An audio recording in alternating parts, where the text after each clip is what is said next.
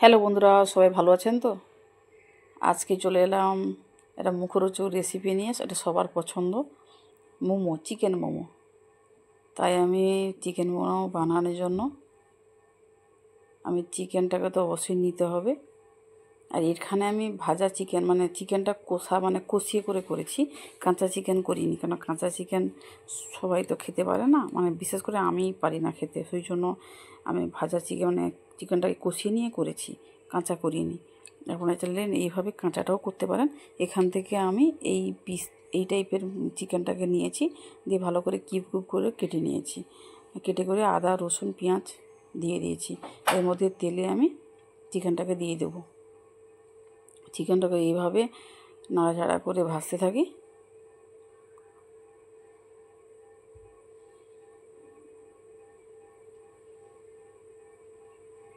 এই পর্যায়ে আমি হলুদ, লবণ আর লঙ্কা গুঁড়ো, হলুদ আর লবণ দিয়েছি।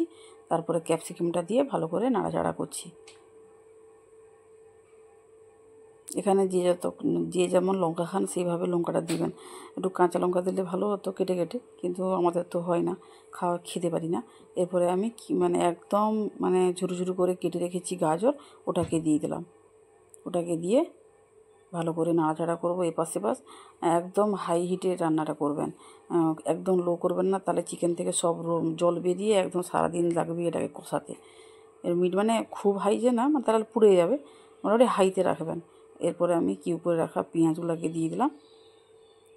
পেঁয়াজ আর রসুন কিউব করেছিল ওটাকে আমি দিয়ে দিলাম। দিয়ে করে ভালো করে নাড়াচাড়া করতে থাকবো। একদম শুকনো শুকনো করে ফেলবো কিন্তু। ততক্ষণে আমি একটু ঢাকা দিয়ে দিই, এটা হয়ে থাক। এরপরে আমি ময়দাটা মেখে নেব। ময়দাতে তেল আর লবণটা দিয়েছি, ওটা আমি স্কিপ করে গেছি। তেল আর লবণ দিয়ে ভালো করে ম্যাশ করে তারপরে আমি জল দিয়ে ওটাকে মাখিয়ে করে একটু রেখে দিব। ততক্ষণে আমি ফিরে আসি। এই যে অনেকটা কিন্তু চিকেনটা অনেক নরম হয়ে গেছে আর ঠিকঠাক হয়ে গেছে। এইভাবে আমি একটু খুন্তা দিয়ে ঘেটে দেবো, ভেঙে দিব। দিলে কী হবে, চিকেনটা একটু ভেঙেও যাবে, সব কিছু ঠিকও হয়ে যাবে।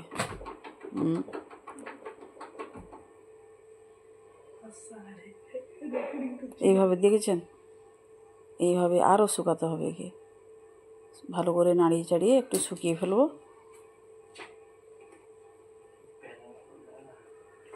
এখানে আমি সয়া সস আর এই যে সবুজ লঙ্কাটা দিয়েছি, দিয়ে করে ভালো করে নাড়িয়ে চাড়িয়ে শুকিয়ে আমি নামিয়ে দিয়েছি। এরপরে আমি এই যে লেচি কেটে এইভাবে যেভাবে করছি, এভাবে মোমো প্রায় সবাই করতে জানে। এইভাবে যেভাবে করছি আপনারা দেখুন, ওইভাবে কিন্তু করে ফেলবেন।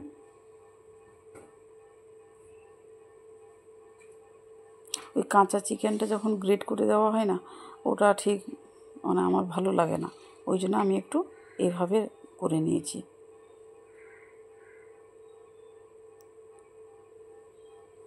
এইভাবে আমি একটা একটা করে সেভ করে নিচ্ছি।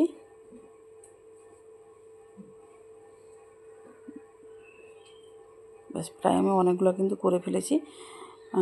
অনেক ডিজাইন করেছি, অনেকগুলো করেছি। এবারে চলে আসি মোমো যে তৈরি করব, সেখানে আমি জল অলরেডি বসিয়েছিলাম, জল ফুটতে শুরু করেছে। এখানে আমি একটু তেল মাখিয়ে দিয়ে এরপরে একটা একটা করে দিয়ে এবার বসিয়ে দেবো, যা অনেক স্টিম হতে বসিয়ে দেবো।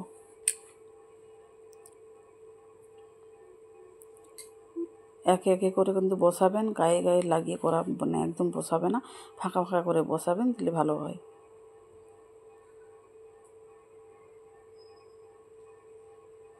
বেশ, আমি বসিয়ে দিলাম, হতে থাক। ততক্ষণে আমি আরেকটা বানাবো, সেটা দেখে নিন। এখানে আমি তেলে রসুন আর আদা থেতো করে দিয়ে দিয়েছি। এরপরে একটু পেঁয়াজ কিউব করে রাখা ছিল, ওটা দিলাম।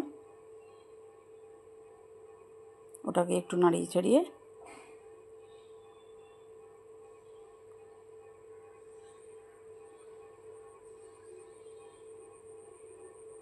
এরপরে আমি এখানে ক্যাপসিকাম আর টমেটো এগুলো দিয়ে দেব। এর সঙ্গে একটু লবণ দিব, দিলে এগুলো তাড়াতাড়ি হয়ে যাবে। এভাবে একটু নাড়িচাড়ি, বেশি কিন্তু নাড়বো না, যেমন চিলি চিকেন করা হয় তার সেই মতন করলাম। এখানে একটু ঝাল লঙ্কার গুঁড়ো দিলাম, লাল লঙ্কার গুঁড়ো, ঝাল লঙ্কার গুঁড়ো দিলাম।